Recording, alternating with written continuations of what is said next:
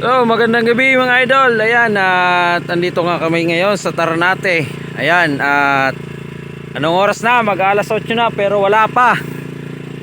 Meron man namang dumadaro na isda pero napakahina pa. Hindi humahamag yung isda sa lambat. Kailangan na kalintayin. So, nagkakalintay kami ngayon. At habang nagkakalintay kami ay meron kaming nahuling isda. Ang tawag dito ay ito yung pakol. Ayan, nahuli lang namin sa Tikpaw. Ayan, napakalaki ng pakol, oh. Ayan, masarap ihawin yan. O may pangulam na kami bukas. At baka mapulutan ka pa namin. Ayan, oh. Pakol, masarap yan. Nahuli lang namin sa Tikpaw ito. Nakita namin na lumulutang-lutang lang.